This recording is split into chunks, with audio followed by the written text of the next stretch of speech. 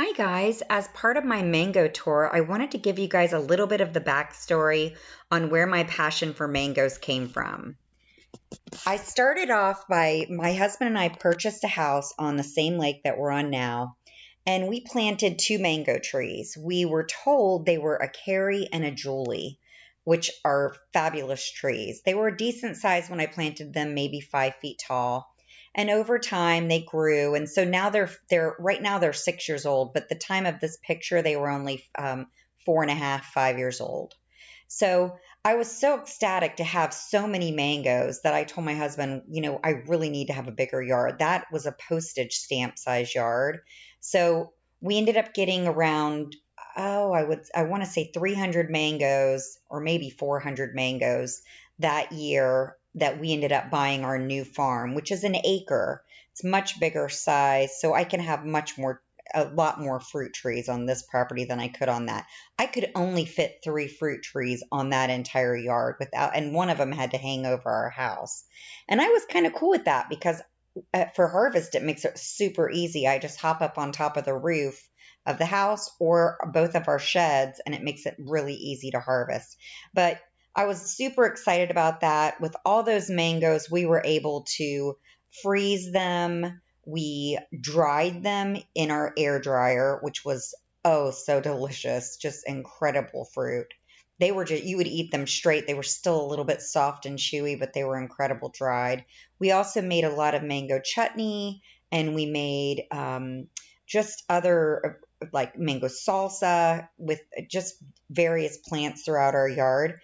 After that, we decided in our new house, I had about 6 other varieties that I wanted to get, but I still wanted a Carrie, and I also still wanted a Julie. Now, I've been told that I have a Carrie, but they don't believe that what I have was a Julie. The people that I've spoken with on various websites told me they think it might be a lemon meringue. So this is the property when we first bought it. It really didn't have anything on my side yard other than some oak trees. They were water oaks, definitely the kind you want to take down in Florida with hurricanes. They'll end up on your house if you're not careful. So I left all the loquat trees, which you see here in a line, and I planted the mangoes right in front where you see the grass currently and the water oaks. That's all mangoes and one avocado tree. I've really gotten to enjoy these mangoes. I love watching them grow. I really want to see them fruit, obviously, and flower coming up really soon. That's going to be in another 2 months. But look at the size difference. I mean, these mangoes were planted probably 3 and 4 feet tall. They're huge at this point because they really have an incredible nutrient source in my little ladies. So get ready for the tour, and thanks so much for watching. Today I want to talk to you about growing mangoes. This is a Carrie mango variety. She is a beautiful mango, and Carrie is one of the best mangoes. This one's in Florida. Mangoes grow from putting out a group of leaves at the tip of each stem. So if you look at each stem, you can see right there, that one's just starting to put something out. This one just now added, this is probably a 3-day-old shoot. Those are quite a bit older. I'll see if I can find you here's a very recent shoot. So once they start putting on some greenery, they really grow super fast. Now the trick to growing mangoes fast is right there. That little mama is looking for bugs underneath the mango tree. And she might pause to use the bathroom underneath that mango tree. And when she does, she's aiding the beneficial fungus in the soil. And she's also providing a lot of nitrogen nutrients. So on this property, I have 6 mango trees. That mango tree is Carrie. This little beauty is orange sherbet. It's a different shape. Carrie is classic. It has a nice round tree-like shape. This one's very tall and kind of a little bit gangly. These are the new leaves. I'm really excited. I've never tasted an orange sherbet mango, but I've read about them and I hear they're absolutely delicious.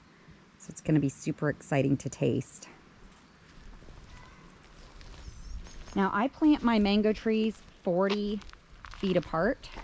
I think that's super important.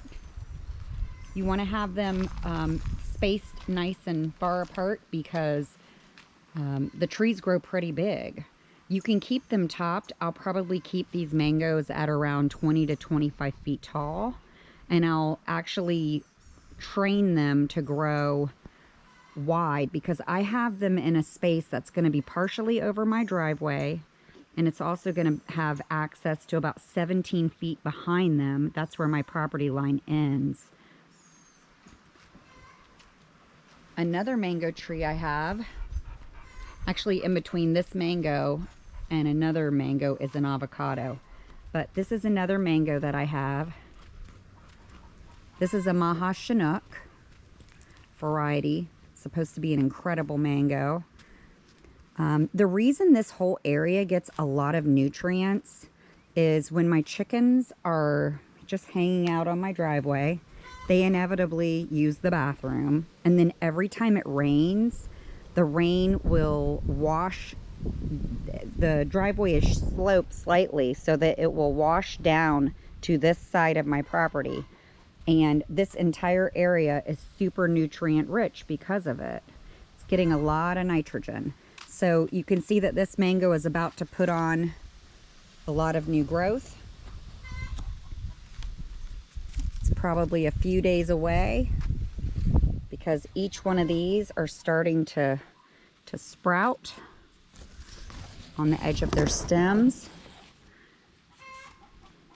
It's going to be very exciting. I cannot wait for December, January, when my mangoes put on their flowers.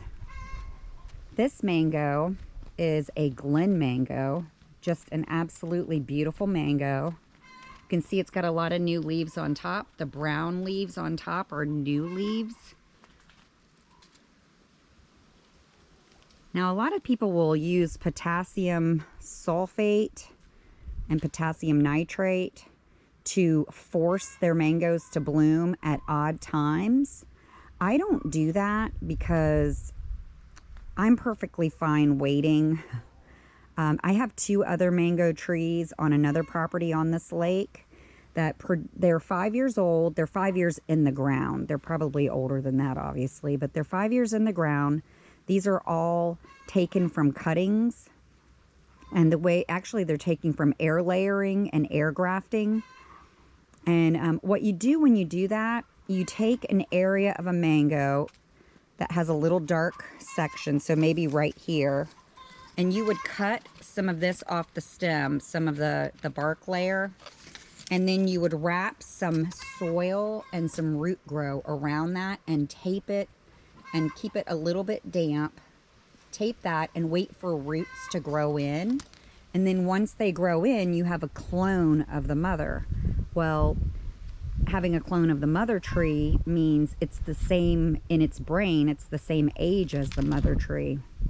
And at that point, you're going to have a mango that might only be, 2 feet tall as a baby, but it's still in its brain thinks it's old enough to produce fruit, and it will produce fruit. So those first couple years, you do need to take the fruit off.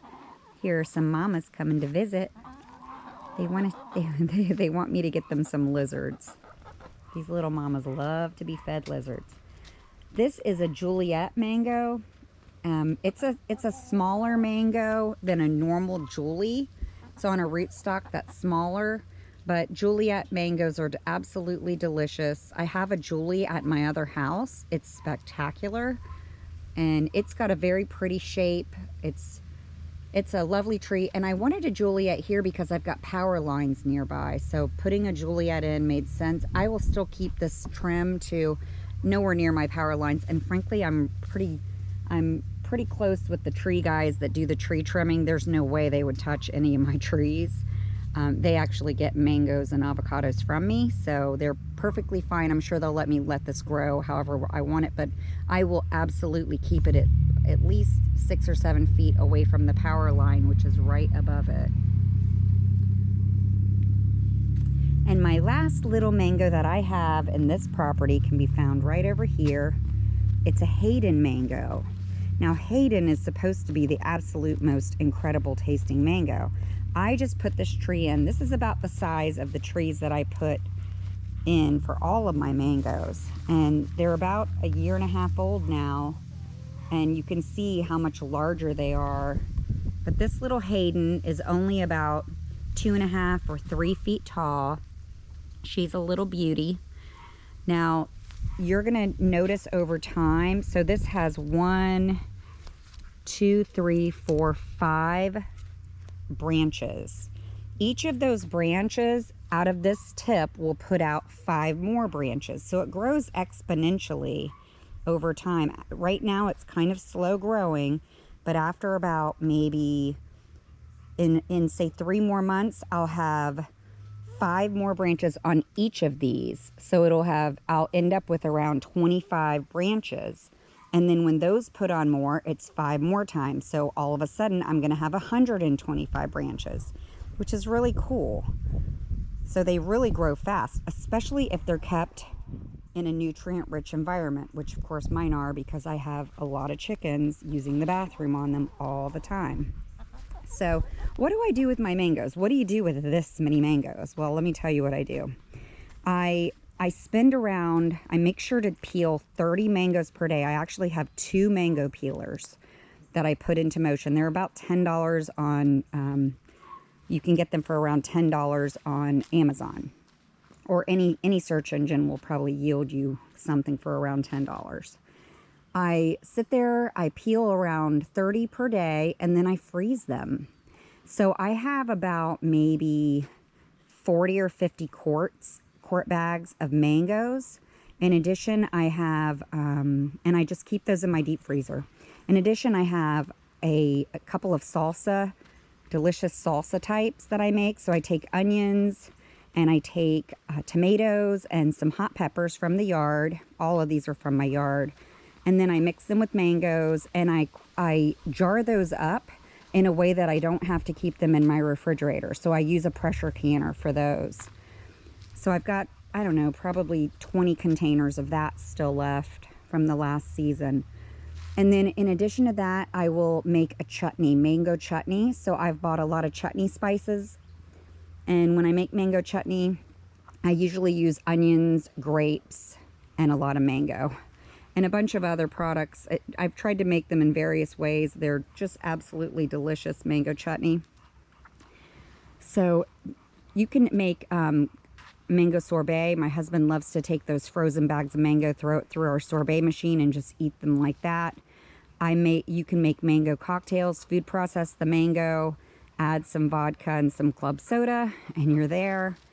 And my chickens also love mangoes. I can't tell you how many times I found mangoes pulled off the tree on the ground, and the girls have eaten them. I had 3 mangoes this past year. I only got to eat 1.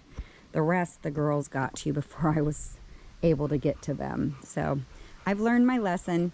Now I'm sure once these start producing in December, I'll end up getting a little smarter about it. I might have to protect the mangoes, or it might get to the point where I have so many mangoes that I let them have the ones on the bottom and I take the ones at the top of the tree.